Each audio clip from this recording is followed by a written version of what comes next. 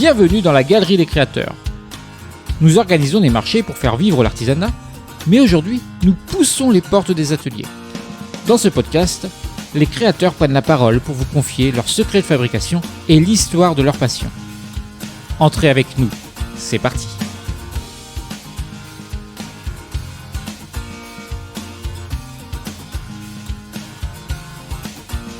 Pour ce 5e épisode, je vous emmène dans les Côtes d'Armor et plus précisément à Guitté pour rencontrer Delphine Lamoise.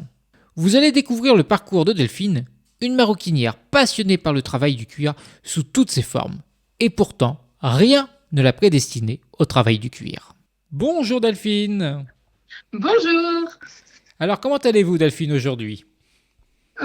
Très bien, je finis une journée de création dans mon atelier, ça va bien. De création. Alors Delphine, justement, puisque vous êtes créatrice et c'est pour ça que les auditeurs sont présents sur ce podcast, est-ce que vous pouvez vous présenter rapidement en quelques mots et surtout nous donner votre domaine artistique ?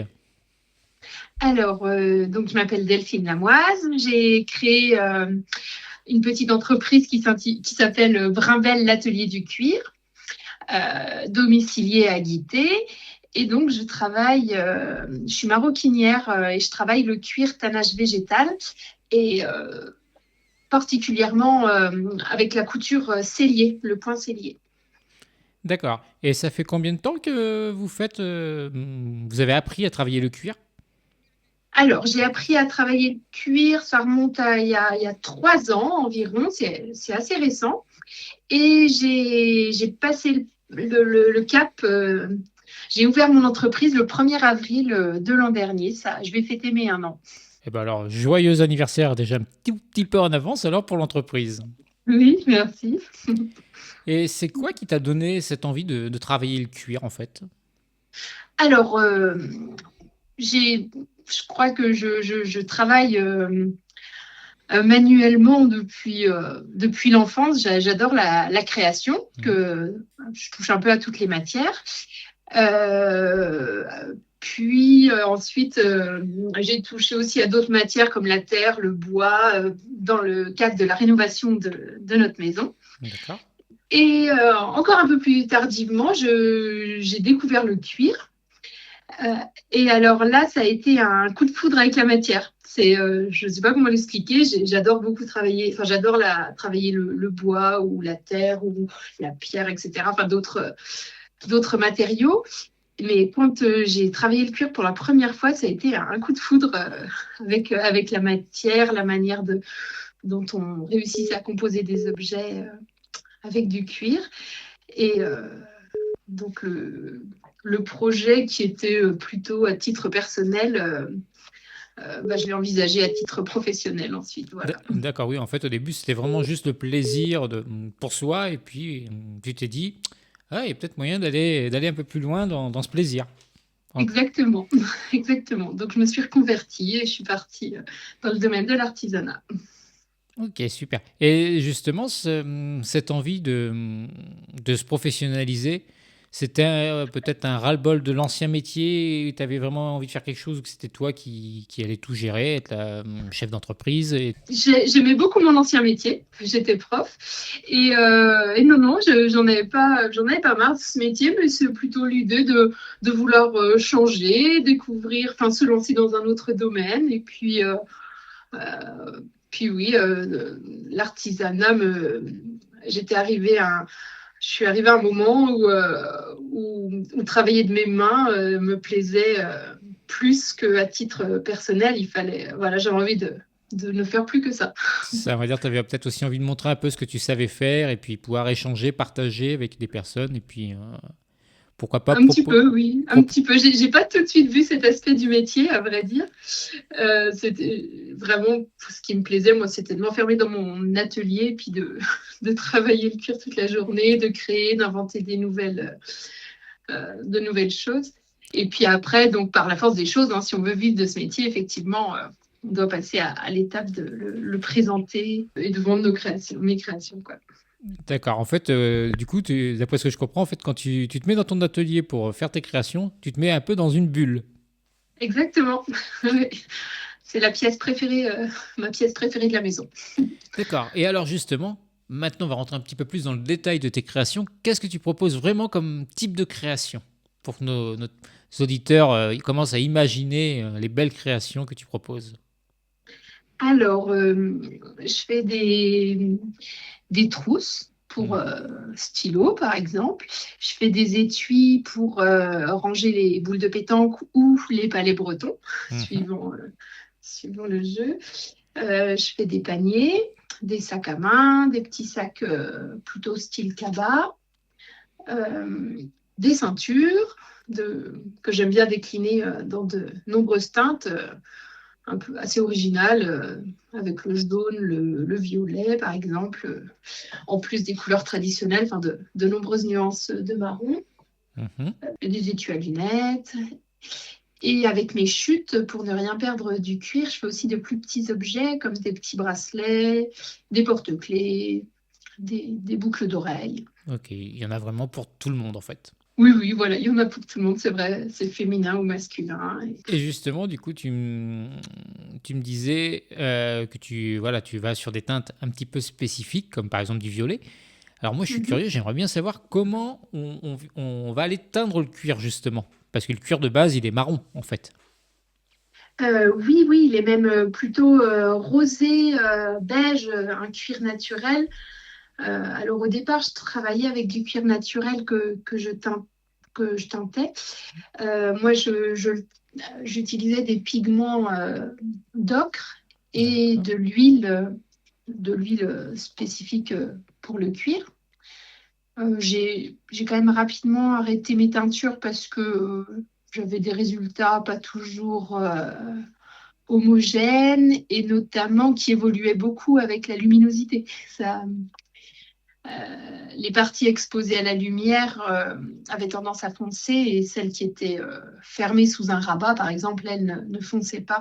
Donc mes teintures, c'est quelque chose que j'ai arrêté et j'achète du cuir déjà teint maintenant. J'ai Ok. un peu évolué Voilà. dans ces pratiques. Et puis j'imagine que aller faire la teinte, entre aller chercher la couleur de la teinte précise, le temps de le faire et tout, ça va être quand même énormément de temps à passer. Ah là, oui, j'ai aussi gagné en temps. Ouais, ouais, C'est ça. effectivement. Et alors, qu'est-ce qui va être, on va dire, un peu ta source principale d'inspiration quand tu fais tes créations?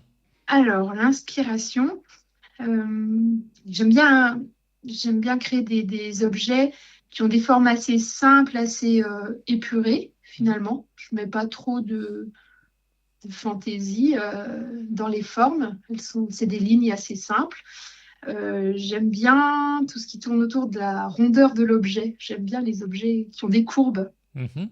Donc, dans mes trousses à stylo, mes étuis à pétanque, on retrouve des courbes. Mes paniers, ils sont aussi avec des courbes.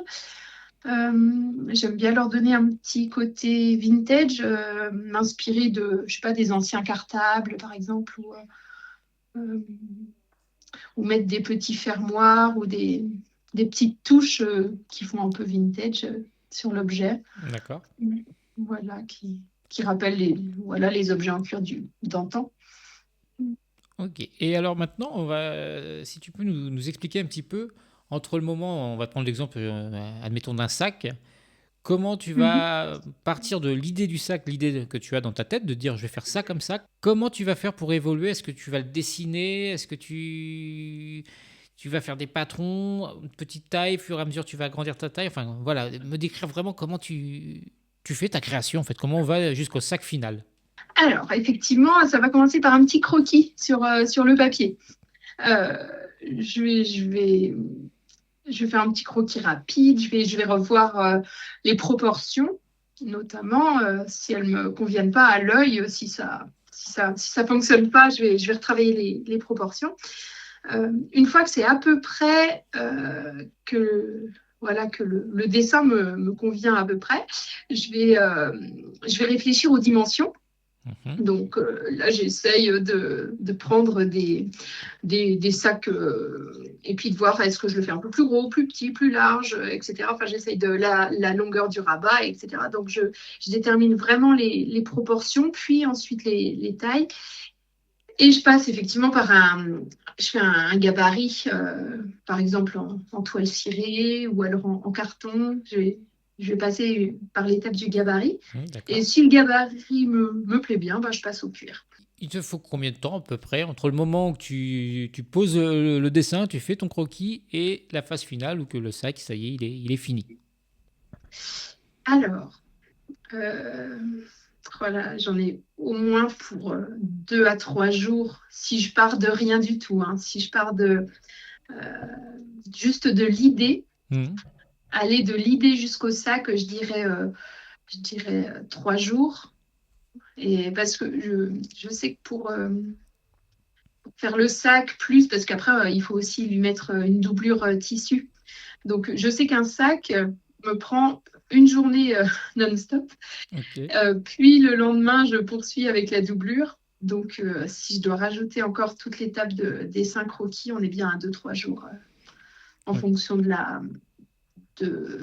du nombre de poches, enfin, de la difficulté aussi du sac lui-même. C'est ça, mais c'est bien parce que ça permet vraiment aussi aux auditeurs de se rendre compte que bah voilà, la création d'un sac, c'est pas entre guillemets grossièrement, je vais vraiment prendre l'exemple de se dire c'est trois bouts de cuir, on coupe, on fait la couture et puis c'est réglé. C'est voilà, Ah c'est non, beaucoup plus compliqué que ça. oh là là, oui, oui, oui, oui, oui, effectivement. Et puis, il y a un tas d'étapes qu'on ne peut pas voir ou deviner quand on achète un sac. En fait, toutes ces étapes où on amincit, par exemple, le bord du cuir pour que quand on superpose deux couches, ça ne fasse pas de surépaisseur.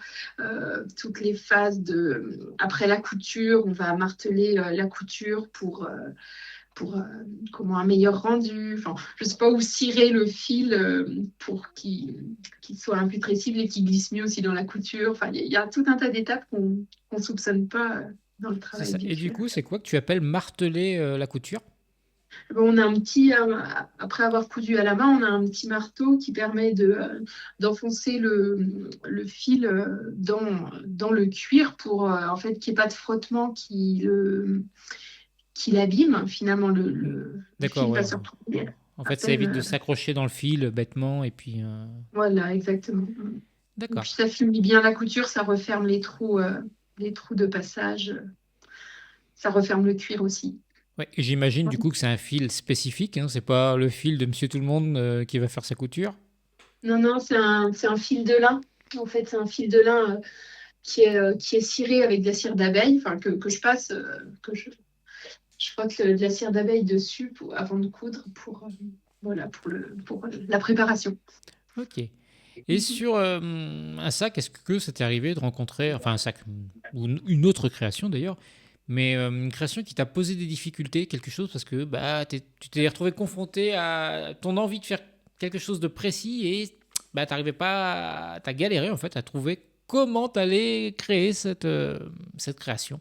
Je sais pas, par exemple, commencer un sac et me dire non, non, ça va pas du tout, ça me plaît pas. Et puis l'arrêter en cours de route. Heureusement, j'étais avec un cuir bas de gamme pour faire mon test. Ah, si, une fois où j'ai voulu essayer de faire une fermeture aimantée sur un sac et ça faisait des surépaisseurs avec les aimants, j'ai dû redéfaire, refaire, redéfaire, refaire. Voilà, ça c'est des choses qui arrivent. C'est sûr, Euh, ça. Toujours trouver le bon truc pour que ça fonctionne. oui, voilà, ouais, voilà. Des dilutions pas optimales pour le travail des tranches, parce que je fabrique donc ma gomme arabique pour travailler le bord des tranches du cuir et quand la dilution n'est pas bonne, ça donne un aspect trop rugueux. Si c'est, enfin voilà, c'est des difficultés de ce genre-là. Et sur l'ensemble de tes créations, est-ce qu'il y a une création qui est vraiment ta création que tu fais waouh, celle-là, c'est ma favorite? Ah oui, il y en a une qui me plaît plus que les autres, effectivement. C'est un panier. Je l'avais Je l'avais développé à la base pour moi, lors de mes déplacements, un petit panier que je couds à la main. Et je crois que c'est mon favori, celui-là. J'aime bien sa forme, ses arrondis, et puis les poignées, les anses. Et j'aime bien aussi parce que je l'associe avec des tissus. des tissus différents. À chaque fois que je le fais, j'essaye de composer avec une couleur de cuir et un tissu différent. Et j'aime bien jouer à- avec ces associations de couleurs. C'est mon favori. Eh bien, ce sera le panier, la pièce favorite alors. Voilà. Et alors, je pense que la chance que tu as dans cet art qui est la création en cuir, c'est que tu es moins confronté, je pense, que comparé à certaines personnes, par exemple dans la photographie avec l'intelligence artificielle. Là, on est vraiment sur quelque chose d'artisanal. L'intelligence artificielle, c'est pas un truc qui fait peur au niveau de la création. Oh non, non, non, non, je, j'espère que j'ai rien à craindre de l'intelligence artificielle. Effectivement, je me demande où est-ce qu'elle pourrait intervenir, peut-être dans la création de modèles, enfin comment, le dessin des modèles, peut-être Ouais, que peut-être sur la ça conception pourrait. des. Ouais. À la limite, ça pourrait peut-être même des fois être un outil justement pour s'aider à concevoir une idée sur une création, peut-être. Enfin, je sais pas. Je suis un petit peu hostile à l'intelligence artificielle, donc je ne sais pas si j'irai voir de ce côté-là, mais C'est ça. On la laisse dans son coin pour l'instant. voilà. Si quelqu'un avait envie de travailler le cuir, ça serait quoi tes conseils que tu pourrais lui donner? Alors, les conseils. Alors, je lui conseillerais d'aller vers le cuir tannage végétal parce qu'on a des finitions quand même superbes en tannage végétal et l'objet vieillit bien, se patine, il s'embellit avec l'âge presque, avec le tannage végétal. Donc Hmm. voilà, je lui conseillerais le tannage végétal. La couture à la main, mais parce que moi, c'est quelque chose qui m'a conquis, la couture à la main. Après, Tu fais toutes tes coutures à la main pour le coup. presque toutes. Il y a un sac à main que je couds à la machine avec une machine en fonte, une vieille singère en fonte, ce qui est manuel, hein, elle n'est pas électrifiée, il n'y a pas de moteur pour Ouais, la c'est mettre avec en route. une Donc, pédale ou une manivelle, c'est ça? ouais, voilà, avec la manivelle. Donc, parce que pour pouvoir contrôler la vitesse et pouvoir faire vraiment point par point. Je vois à peu près le type de machine. Mon père était cordonnier et du coup, il avait une machine pour Ah le cuir. oui, Donc ah oui, oui, forcément, oui. je vois bien la machine. D'accord. Ouais, ouais, c'est celle-là. Et actuellement, sur l'ensemble de tes créations, est-ce qu'aujourd'hui, tu as un projet d'une création ou même peut-être une collaboration que tu aimerais faire? J'aimerais développer plus de modèles de sac à main. Mhm. C'est un peu le projet. Pas de collaboration dans le cadre de création. Il y a une petite collaboration prévue, mais avec une autre artisane. Bon, après, le projet est vraiment Au tout neuf. début, ok. Voilà, tout neuf, ce serait au sein d'un collège, un projet entre deux artisans et le montage d'un projet avec les élèves. Mais bon, c'est vraiment tout neuf. C'est C'est ça. à travailler. Pour une ancienne prof, aller dans un collège et tout, en plus, ça va rappeler des souvenirs. Ça va, ouais, ça va remettre, réunir les deux domaines. Oui, c'est ça. Et pareil, tu proposes des cours, des ateliers pour aussi bien les jeunes, les moins jeunes? Alors non, je propose pas d'atelier ni de cours pour l'instant. Je peux pas accueillir de public dans mon atelier, en fait, tout simplement.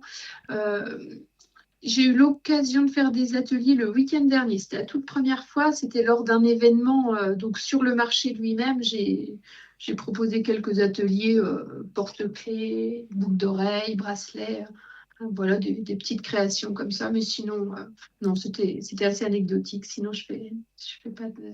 Ok, oui, on va dire vraiment, si tu fais ce genre de choses, c'est plus sur un événement que tu vas faire voilà, une petite animation à côté, mais Voilà. voilà, c'est pas dans le but que les personnes apprennent et demain elles soient capables de se dire, ça y est, je sais faire toutes les créations.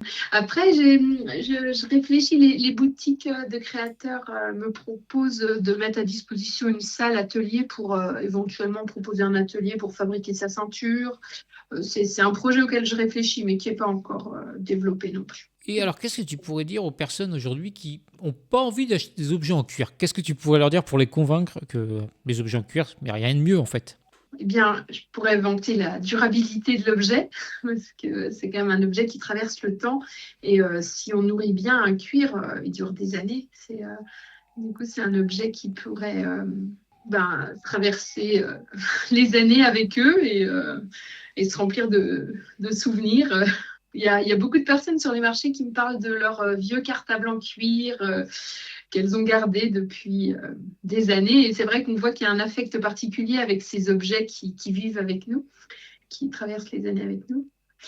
Donc il y a cet aspect durable. Il y a l'aspect aussi, il n'y a pas de matière plastique, de matière en fait c'est très respectueux de l'environnement finalement quand on a un cuir tannage végétal Mhm. Et puis c'est quelque c'est, chose euh, en fait, on peut voilà. toujours refaire des coutures ou renforcer des parties qui sont un peu faibles, quoi. Et alors tu nous parlais des boutiques, donc toi tu exposes un petit peu en boutique? Alors, je suis dans une boutique à côté de chez moi à Bron, dans deux autres un petit peu plus éloignées et une troisième à venir la semaine prochaine. Je m'installe dans une quatrième boutique et après, ce sera bien. Quatre boutiques pour En effet. réapprovisionner. Et puis Mhm. j'imagine qu'à côté des boutiques, quand on arrive sur la période des beaux jours, les marchés, les salons, tout ce genre Voilà, d'événements qui permettent aussi de se faire connaître.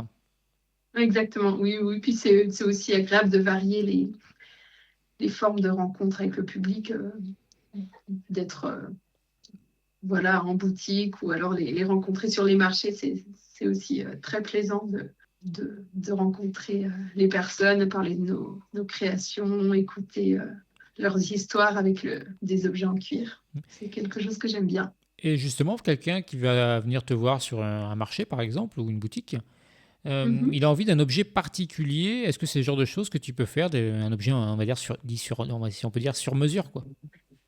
Oui, oui, oui. Bah, d'ailleurs, ça s'était passé à Concarneau lors d'un des derniers marchés. Il y avait une personne qui m'avait demandé de refaire à l'identique un sac qu'elle aimait beaucoup. Mhm.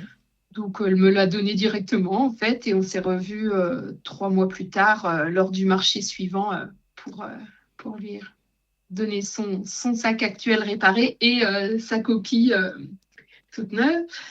Et aussi une personne qui voulait une marmotte pour ranger des montres aussi. Ah ouais, C'est un objet que j'ai. c'est Voilà. c'est original. Oui, oui, oui, c'était pour offrir à Noël.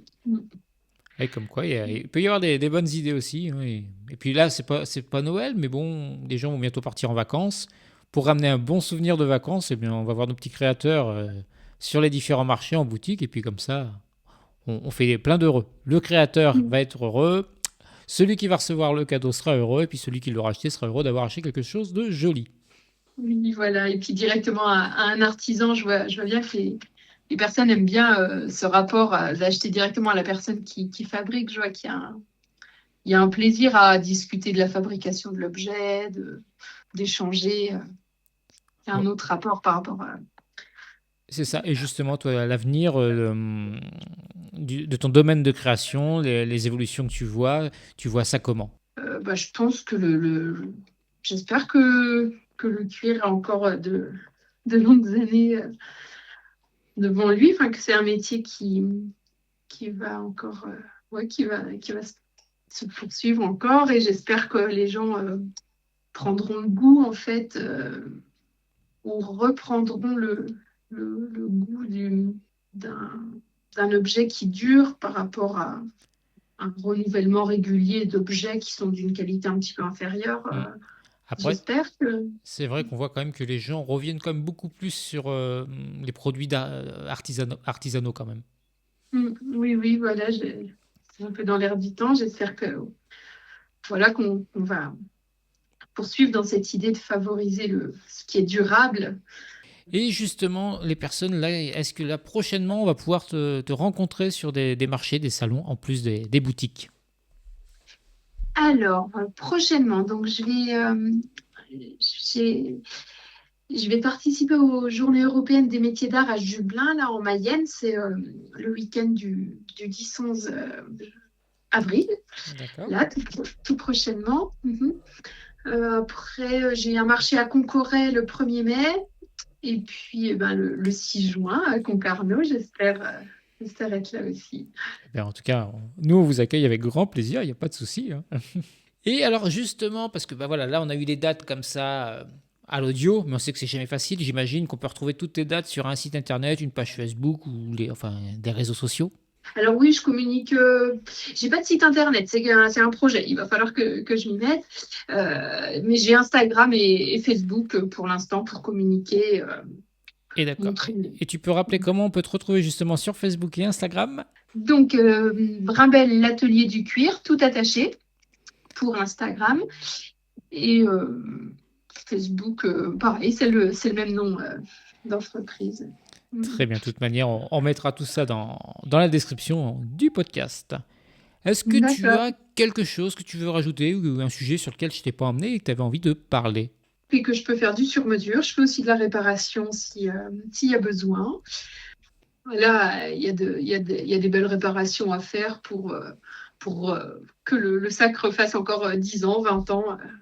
Eh bien, en tout cas, merci beaucoup Delphine. Eh bien, merci à vous. On se dit à très vite sur les prochains marchés. Bien entendu, j'encourage tout le monde à te suivre sur les réseaux pour voir tes belles créations et venir à ta rencontre sur les marchés surtout. Eh bien, avec plaisir. Bonne fin de journée Delphine et à bientôt. Bonne fin de journée aussi. Et bien voilà, c'est déjà la fin du 5e épisode de la Galerie des Créateurs. On était avec Delphine Lamoise, Brimbelle, l'atelier du cuir. J'espère que comme moi vous avez appris plein de choses, vous avez peut-être encore aussi d'ailleurs des questions. N'hésitez pas sur les réseaux à aller à la rencontre aussi de Delphine sur ses pages et de lui poser des questions s'il y a peut-être des choses qu'on n'a pas abordées. Je vous dis à très vite pour un prochain épisode du podcast La Galerie des Créateurs. Ciao!